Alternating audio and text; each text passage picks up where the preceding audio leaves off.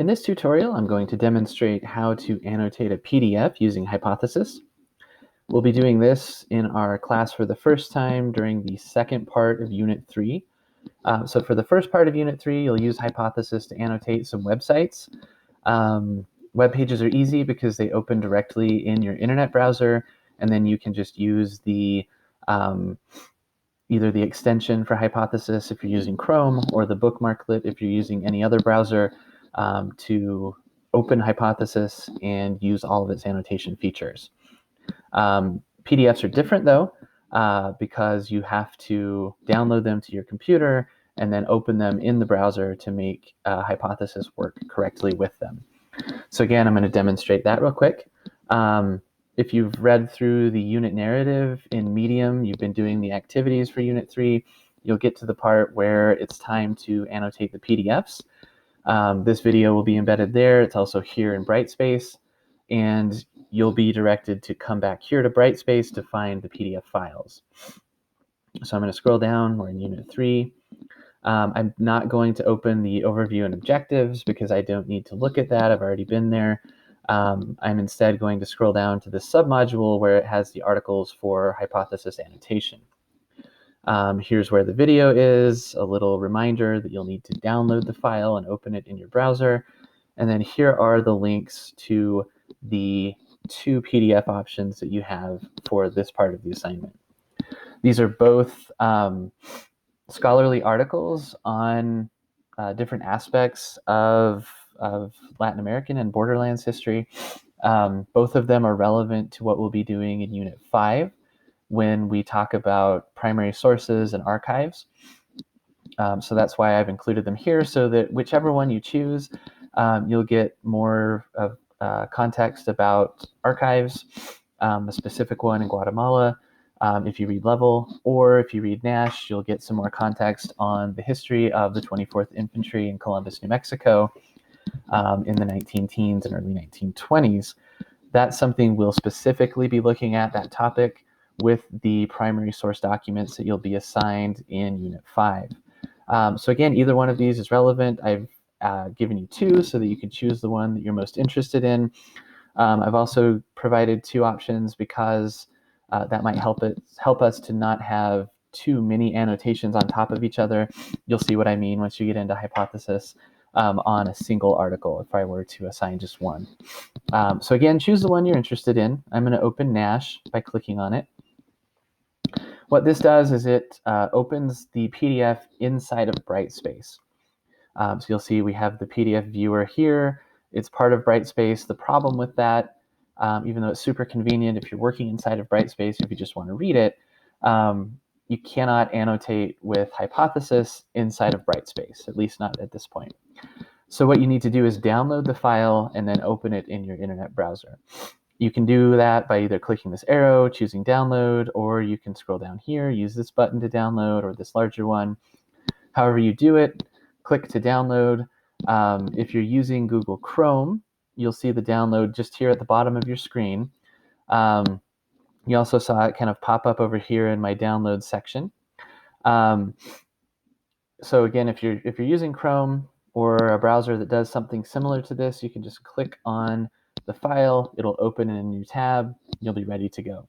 I'm going to close that real quick because if you're not using Chrome or you didn't see where that went, you'll have to go and find it. So you'll have to look to your downloads folder. If you're on a Mac or a PC, the process is similar, although it won't be exactly the same as what I'm going to show you. You can either click on downloads right here if you're using a Mac and it's set up similarly to mine, or you can click on Finder. Open Finder. If your Finder is in a different folder, sometimes it opens to recents, for example. I already had downloads open, so it went there. You'll need to click downloads, and then you will click the Nash file. You'll see that at the top of your downloads, most likely, and you'll need to open it in the browser. I keep saying that over and over again because I really want to hammer it home. You have to open it in the browser to use Hypothesis with the PDF file. So to do that, you need to right-click or control-click on a Mac, and then choose Open With, or whatever the similar option is on a PC. You then need to find the browser that you use. Just for the sake of continuing to show you what I've got going on my computer, I'll use Chrome. If you use Safari, open Safari. So I'm going to open it in Chrome, and you'll notice here's the same thing that we just saw. The file is open in a new browser tab. On Chrome, to use Hypothesis, you'll click on the Hypothesis extension up here, and you'll notice the change in the page. The Hypothesis annotation tools are here. If you're using a different browser, you'll have to click on the bookmarklet. It's just one of the bookmarks, like here on my bookmark bar, but it will be a Hypothesis one. You'll just click that. It'll do the same thing. It'll open these tools, and you'll be ready to annotate. Just as a reminder, when you click this arrow, you need to make sure that you're signed in, for one. So if you're not, it'll have a sign in button right there. You need to make sure that you're in our class group. So I'm, of course, demonstrating this in spring of 2021. For future courses, the class group will be named the same, HIST 1103, and it will have the semester that you are currently in. So that will be your group. Make sure you're in the right one. If you're not, click the arrow. Sometimes it defaults to public. You may not, probably won't have all of these different groups. You'll just have public and the one for our class, most likely. So again, click on the one for our class. Then you'll be ready to go through here and highlight text.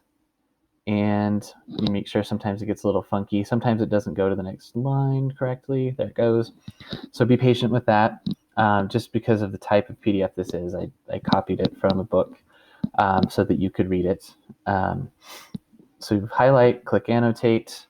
And again, you highlight text that has something to do with the comment you want to make, or that helps you answer the question you're trying to answer.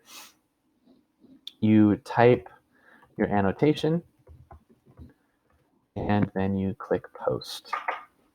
I've been giving some examples on this a couple of places, so it says type annotation a couple times. If you want to respond to each other, you click this little arrow to have a conversation. You'll notice a box here. You can write replies to one another. I really encourage you to do that, especially if someone's already been talking about something you'd like to annotate. Jump into the conversation about that in that way, rather than putting a bunch of annotations on top of each other. You can do that too, but it's less of a conversation that way. All right, so that's how you use Hypothesis with the PDF. As with everything in class, please let me know if you have questions, and I look forward to annotating this PDF with all of you.